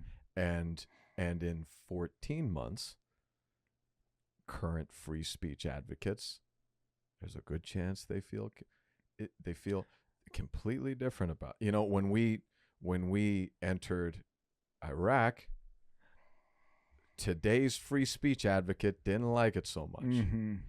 And now when we say, hey, can my daughter not get the daylights knocked out of her in lacrosse by someone who played on the football team last year? You get us canceled, son. Yeah. See, I say, son. Someone who was a linebacker last year not beat up my daughter this year. It's falls on the other side. So it's just again, micro the same, Yeah. macro the same. But I think that's where like Republicans fumbled with Bush, let's say, is because they, in the name of we're going to go get the terrorists, we're going to go get the terrorists. You Yeah. guys, one thing you say about the guy, great messaging. Great messaging. You could ask him any question whatsoever. Well, we're going to go get the terrorists. I hate to say, and I don't want to sound I don't mean it this way. Till the internet's added some real nuance has been added recently, but up until recently, the party of simpleton, like it's uniform thought. There's nothing easier than like whoever wins the primary, everybody. I mean, people hated Trump till he won the primary, and 48 million are like, there we go. Mitt Romney, same thing. Theoretically, on the other side, you're dealing with the party of free and nuanced thought. What do you mean you speak for me? You don't identify with me. Much hard. So yeah, Bush, great messaging. We got to get him. We got to get the terrorists before they get us. But he was also speaking to a base that didn't want 13 words. They wanted 4. That's why Make America Great Again. It's fast and it's repeatable. It's not a pretty hat, and it's not the prettiest grammar. They don't want none of that anyway. I'd want something I can yell and it rings, you know. I think where I was going with that though is that people got on board for the sake of, hell yeah, America at that point in time. Yeah. And watched a lot of our freedoms be invaded by the government. Same way. And because At it the was a same time. Republican president, Yeah. the Republicans are okay with it. And that's where they fumbled big time because guess what? Now when we've got the other party in charge and they've got that same exact power, maybe they're going to do some things that you don't quite like. Maybe they're going to be using the IRS to take a look at certain people just a little more than others. Maybe they're going to be using that whole Patriot Act to Yeah, exactly. As you know, I'm Syrian. I've watched 4 administrations come out in front of America. Go, come on, can we just get them? Let's just do it. Yeah, maybe. My liberal Jesus came out when we were in law school. Was like, we're gonna get them. We're gonna go over there and get them. And finally, we're like, hey man, this is our 4th go get them. Can we? Why? Both sides. Caden, am I even allowed to ask you if you love America? Or is that too controversial? I'd say anything's fair game. We didn't use this last name. Yeah. Do I love America? Like, it seems like kind of a broad question. As a concept, do I love living here? Caden gets paid for 2 idiots to just talk about nothing for 2 hours. Right. This isn't even filming. This isn't even recording. This isn't even recording right now. You forgot. Yeah. For the sake of America, he's not recording this right. Only in America. Yeah. Only in America. What are some things you like about America? How about let's start there. Oh, talking to me? Yeah. Some things I like about America. I think you guys touched on that a good bit. Very free place.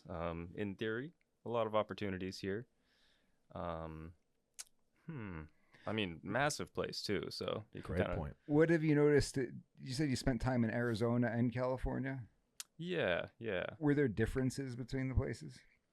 Oh, for sure. I mean, just geographically, and I guess somewhat fairly culturally too. But I was pretty close to Phoenix, so Similar city worlds. to city kind of thing. I feel like.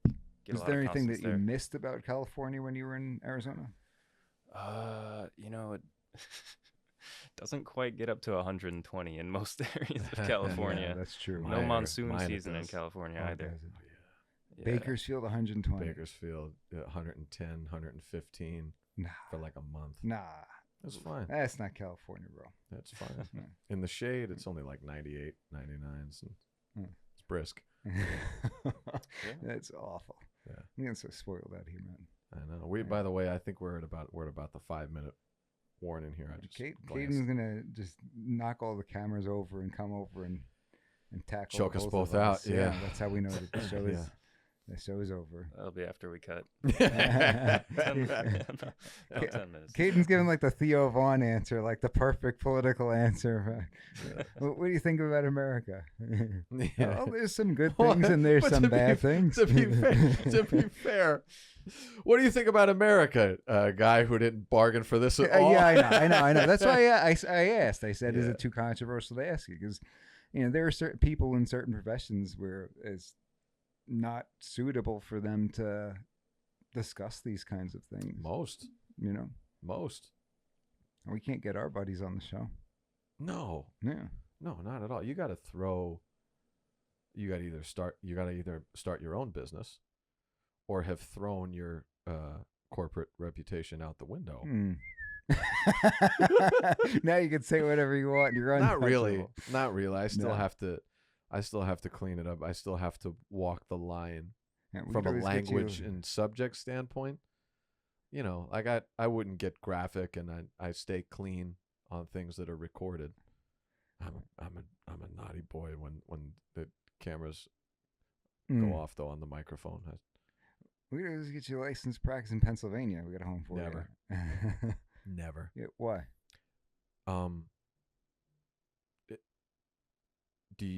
Are you licensed in New York? No. Pennsylvania, Jersey. Yeah. It may be for the same reason I am. Is Okay, that gotcha. everyone I've known since Gotcha. I'm 9 years Gotcha. old goes, I'll be hey, calling you. I'm getting Hey. divorced from your other friend. Right. Can you Okay. help me take everything that they have? Gotcha. No, Yeah. absolutely. I would get. In 49 states and 1 territory, I would get my license, except Pennsylvania Gotcha. and maybe New Jersey. I went to undergrad with a lot of Jersey people. Maybe we'll keep it under wraps. Yeah. I'm saying if you throw your corporate career out there, let's say you get fired. They say, Flail, you said you like America. Get out of here. Put your stuff in a box and go home. Yeah, We don't like your kind around that's here. exactly right. And you had to figure out what to do. I don't know what I'd do. I hope we don't have to get there. Yeah. Fingers crossed on that. Yeah. Or comedy takes off, and I go, well, you think I thought bad things then? Wait till you hear this. Yeah. Used to be like that scene That's- from Half Baked. I'm gonna be the new 4th Mike on Mike G in the morning. His career's gonna take off, baby. Oh man. All right. I think that we're 2 hours. yeah, We're at 2 hours.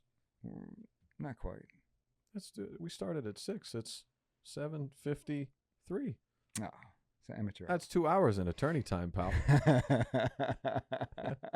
That's Caden. That's the first thing they. Here, maybe I could ask you this, Caden. Was this as I don't know, how would you describe? You get somebody comes in, probably doesn't hear these kinds of conversations going on all the time in Los Angeles. Were you surprised or shocked or offended by anything that we said today? Be honest. No, I wouldn't say so. Pleasantly surprised, maybe. I'm having a good time listening in here. See, that we get that a lot when you actually sit down and you talk to somebody who, maybe you're not. What's that? Oh, I was just gonna say my guess is you couldn't imagine the maniacs that sit in these chairs all Oh, day. really? Oh, Caden, you tell me, but I've got to imagine. Oh man, You get a broad spectrum. Just tell Oh, us about the man. maniacs who stopped paying you, so that way you don't have to mention the maniacs who are still paying you. You gotta pay those bills. Good points. Good points. I was in the LA comedy scene long enough to know 1 out of 8 of these shows features complete psychopaths, just maniacs. Mm. Oh yeah, it has to. I know Caden can't speak on it, but they have to be just insane. Do you find when you deal with people in a social capacity, do you talk politics with them? No, Like if you thought about like the 5 people that you hang out with most, do you even know what their political affiliation would be? Oh yeah, Yeah. because people are pretty forthcoming with them. But I've got kind of like a center line. Like if you, let's get to your if there's not enough, if we're not going to play tennis with this thing, I'll smile and nod and go, yeah, you're right. It's crazy right now. Yeah, that's pretty It good. is crazy right now. Yeah, man. They're trying to stop everything, aren't they? What side? Yeah, yep, that is what I'm, that you is know what I what's agree with. wild though? I sat in a law school, I don't know what you would call it, like it's not the teacher's lounge. And when you're at that level of school, I don't know what you would call it, but it was where the professors eat lunch, basically. Yeah. I was invited to do some kind of engagement with the faculty at Saddest this law closet school in America. So I'm in there with these professors, these judges, and I don't belong there at all. You already practiced privately longer than everyone in the room. maybe, but I'm just trying to, blend in. Yeah. And I'm listening to the conversation that they're having, and every single one of them is clearly very far left. Yep. And they have no idea who I am. Yep. Right. And so they're having this conversation. I'm just sitting there like a fly on the wall. And they were just grumpy complaining the way you're talking about with the Republicans about how bad things are with X, Y, and Z. And this is when Trump was in office. Mm-hmm. And in my head, I'm like, I could just swap this conversation out for Trump, Obama. Mm-hmm. And I've heard this conversation 100 times. It's playing the same notes. And people just like to complain, don't they? They really do. People love to complain. They really do. Uh-huh. I heard somebody once say that comedy is just complaining. Oh, yeah. Yeah, most of it. Yeah. Yeah, most of it. I'm a complaint-based organism. Complaining is the first step to me doing any task. I don't get to do anything. I have to do. I'm everything. All right. Before we close out the show, is there any one major complaint that's on your mind? Social contract. If everyone acted the way that you acted in this particular moment, could society function? No. Then get out of the way at the gym, in the parking lot, when you're in the waiting lobby of a restaurant. Can you raise your 4-year-old to not lay across the bench so the little old lady could sit down? Can you not cut across 6 lanes of traffic doing 90 miles an hour? Can you not talk on speakerphone in the sauna? I'm a social contract guy. Can you not show up 40 minutes can late you without tell response? I wish you could have seen this Uber driver, bro. I want him FaceTime next time. I gotta see if I could find his name on there, prequel or to maybe the get a episode. hold of him, because he had a unique name because he's born partially raised in Africa. I don't know what you mean by that, for the record. Cancel this man. I have no idea. Literally from Yeah, I have no idea what you mean by that. That's not a unique name to me at all. It's a very common name. Yeah. It's a very common name. Caden, what's your complaint of the day? Oh, complaints? I don't have too many off the top of my head. No complaints. I want to live like Caden is a content man.